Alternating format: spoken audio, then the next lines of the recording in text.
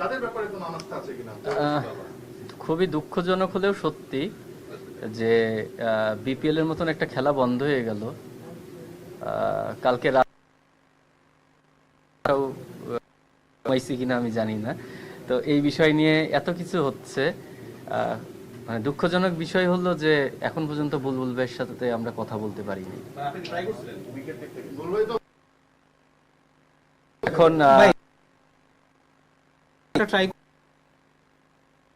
Try করছে, আমাদের rich করছে।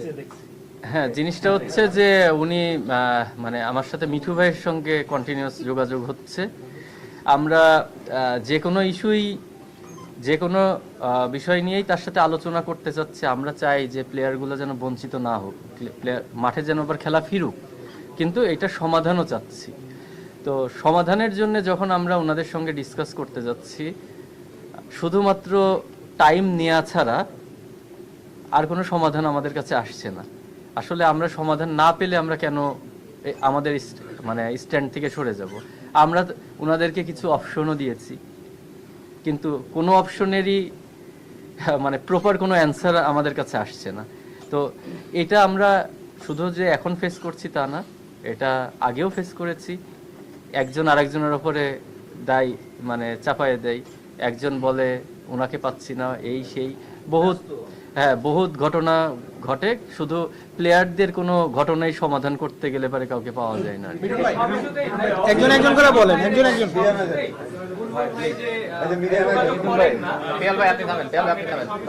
ভাই বলেন, ভাই বলেন।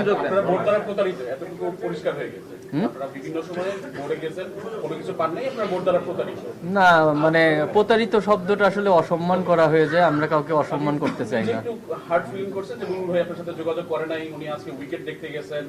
আমি জানি না উনি উইকেট দেখতে গেছেন। আইসিসিতে উনি অনেক বড় বড় দায়িত্ব উনি পালন করছেন, মালয়েশিয়াতে ক্রিকেট সরে দিয়েছেন, জাপানে কাজ করছেন, নেপালে কাজ করছেন। বাংলাদেশ ক্রিকেটারদের নিয়ে অনেক সমস্যা আছে ব্যক্তিগতভাবে, আপনি যেটা মনে করেন?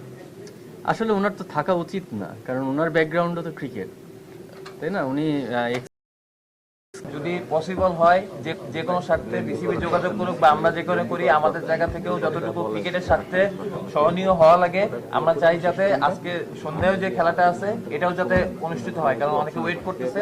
বাট এই জিনিসটা আমার কাছে মনে হয় যে ফিডব্যাকটা বা এই আলোচনাটার একটা জায়গা বা যে নেগোসিয়েশন করার যে জায়গাটা থাকবে, এমন না যে আপনার জিনিসটা আমরা যেটা চাইতেছি সেটাই এখনই করতে হবে। বাট সেই একটা প্রসেসের ভিতরে গেলে আমার কাছে মনে হয় খেলাটা ঠিক মতো হবে। সব থেকে বড় কথা যেটা বললাম ভাই, খেলাটা মাঠে চাই।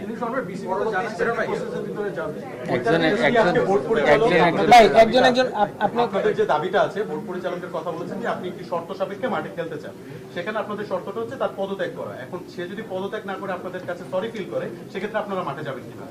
সেটা তো এখনো আসে নাই, সেটা আসলে হয়তো এরকম জিনিসটা। ভাইয়া আপনি আপনি বলেন।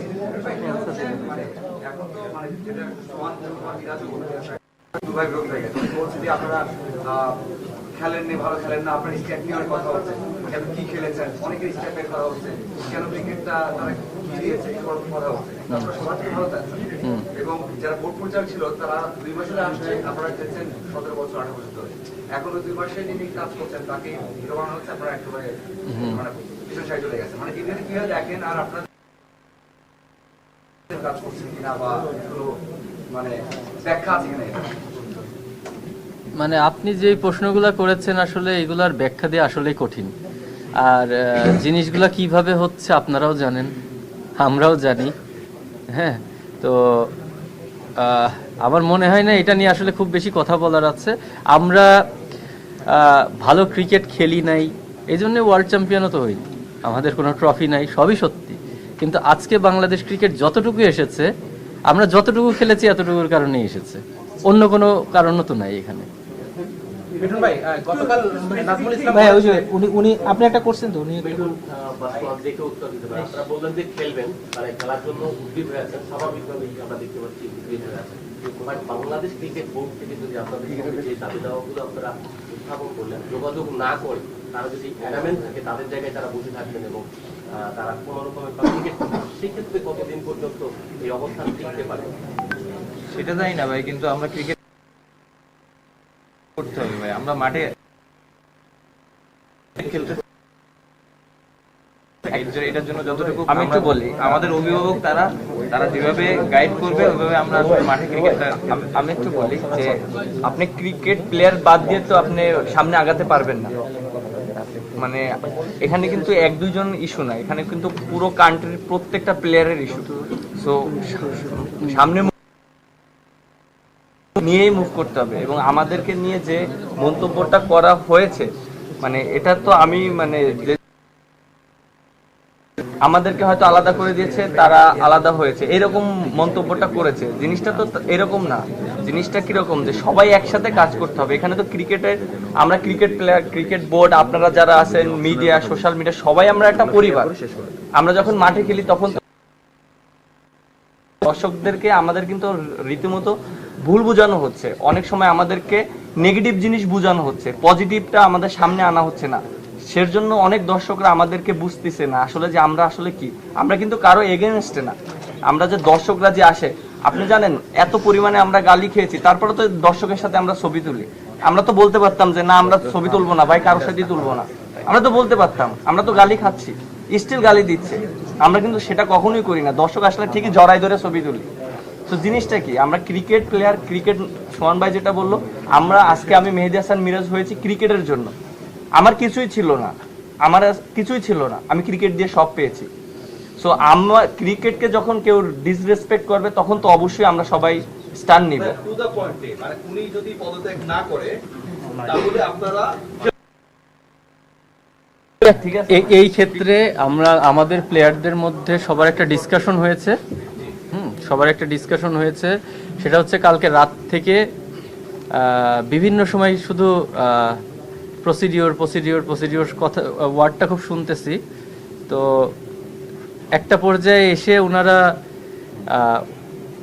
ওএসডি করতে চেয়েছিল, বাট সেটা আমরা অ্যাকসেপ্ট করি নাই। তারপরে ওনার জন্য 48 ঘন্টা সময় চেয়েছিল। 48 ঘন্টা তাদের প্রসিডিওর অনুযায়ী 48 ঘন্টা নাকি সময় লাগবে। তো আমি প্লেয়ারদের সঙ্গে আলোচনা করেছি। আলোচনা করার পরে আমাদের কোশ্চেনটা হচ্ছে 48 ঘন্টা পরে যদি উনি এখান থেকে রিজাইন না করেন, তারপরেও তো আমাদের খেলা বন্ধ করতে হচ্ছে। ওনারা এখন রিকোয়েস্ট করতেছে আমাদের খেলতে। আমরা যদি মাঠে আজকে ধরেন আমাদের প্রতিবাদ স্বরূপ প্রথম ম্যাচ আমরা ক্লোজ করলাম, প্রথম ম্যাচ আর হবে না। সেকেন্ড ম্যাচ থেকে যদি আমরা খেলতেও যাই, তারা 48 ঘন্টা যে সময় চেয়েছে, 48 ঘন্টা যদি পরে ওনাকে যদি না সরানো হয়, তখন আলটিমেটলি আবার খেলা বন্ধ হয়ে যাবে। জিনিসটা হ্যাঁ, আবার খেলা বন্ধ হয়ে যাবে। এখন আমরা মাঠে যাব একটাই শর্তে, বিসিবি থেকে ওনারা যদি আপনাদের সামনে এসে কমিটমেন্ট করেন যে ঠিক আছে আমরা গ্যারান্টি নিচ্ছি 48 ঘন্টা যদি থাকে তখন ক্রিকেটাররা যে খেলা বন্ধ করবে সেইটার জন্য তাদের উপরে কোনো দায়ভার যাবে না এবং তার সম্পূর্ণ দায়িত্ব বিসিবি নিবে। এই শর্তে আমরা আবার মাঠে ফিরতে পারি। এটা যদি আসে, আমরা এইটা নিয়ে অলরেডি তাদের সাথে যোগাযোগ করেছি, কিন্তু আমাদেরকে কোনো ধরনের আজকে যে দর্শকরা টিকিট কেটে এসেছেন, এইটার তো ডেফিনেটলি কোনো এক সময় কাভার করা হবে। সেই সময় যেন ওনারা ফ্রি খেলাটা দেখতে পারেন, আজকের টিকিট ইউজ করে যেন এই খেলাটা দেখতে পারেন, সেটাও আমাদের একটা শর্ত ছিল। তারপরে আমাদের কাছে কোনো অফিসিয়াল কোনো আসেনি। অ্যান্সার আসলে আমরা আপনাদেরকে ডেফিনেটলি সাথে সাথে জানাবো। আমার মনে হয় ভাই আমার মনে হয় এনাফ হয়েছে। আর